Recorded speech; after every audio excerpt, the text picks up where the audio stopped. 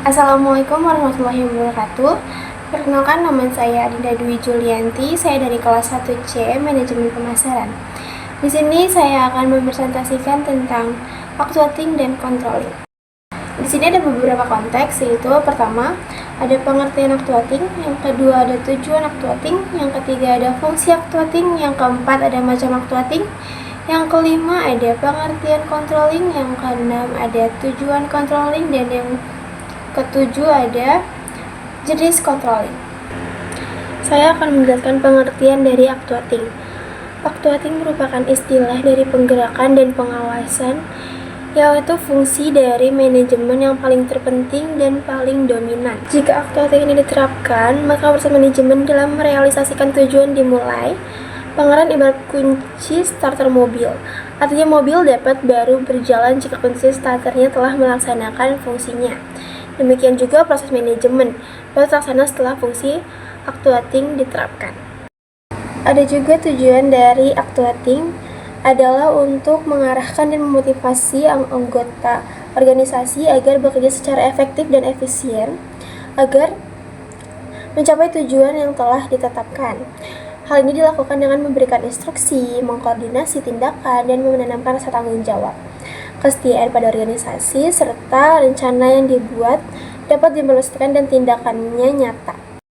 Ada juga fungsi dari actuating adalah mendorong, mengarahkan, dan memotivasi anggota organisasi agar melaksanakan tugas dan tujuan sesuai dengan rencana yang telah ditetapkan.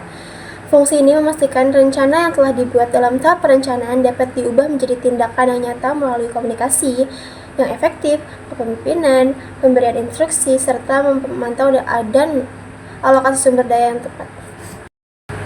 Macam-macam actuating adalah seperti kepemimpinan yang memotivasi dan memberi arahan, komunikasi yang efektif untuk menyampaikan tujuan dan instruksi, alokasi sumber daya yang tepat, memantau kinerja untuk memastikan tugas berjalan sesuai rencana.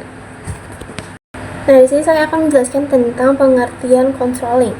Controlling adalah suatu proses manajemen untuk memantau, mengukur, dan mengevaluasi kerja organisasi guna memastikan bahwa kegiatan berjalan sesuai dengan rencana, tujuan, dan standar yang telah ditetapkan, serta melakukan tindakan korektif jika terjadi penyimpangan.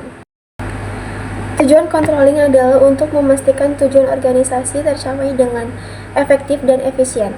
Ini dilakukan dengan cara memantau kinerja, mengidentifikasi penyimpangan dari rencana, serta mengambil tindakan kognitif untuk mengatasi kesalahan, pemborosan, dan hambatan, sehingga kualitas kerja meningkat dan operasi berjalan dengan lancar. Jika ada jenis-jenis controlling, yaitu yang pertama ada sistem pengendalian umpan balik, sistem pengendalian umpan maju, dan sistem pengendalian pencegahan.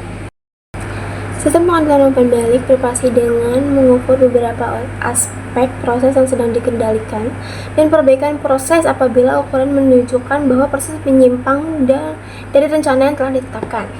Sistem pengendalian umpan balik biasanya terdiri atas yang pertama, proses operasi yang mengolah memasukkan menjadi pengeluaran, karakteristik proses yang merupakan subjek pengendalian, sistem pengukuran yang menentukan kondisi dan karakteristik, serangkaian standar atau kriteria di mana kondisi proses yang diukur dengan standar atau kriteria selanjutnya diadakan evaluasi.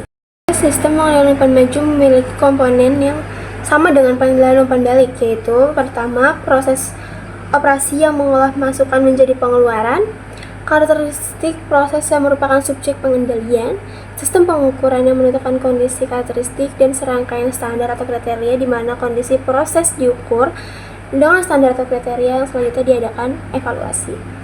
Ada juga sistem pengendalian pencegahan adalah kebijakan dari prosedur yang sebenarnya merupakan bagian dari proses tersebut. Pengendalian dapat dibedakan menjadi 4 jenis pokok, yaitu pengendalian sebelum tindakan, pengendalian kemudi, penyaringan, dan pengendalian ya atau tidak, dan sesudah tindakan. Jadi segitu saja yang bisa saya jelaskan. Mohon maaf jika ada kata-kata yang kurang dimengerti. Kurang lebih saya mohon maaf. Wassalamualaikum warahmatullahi wabarakatuh.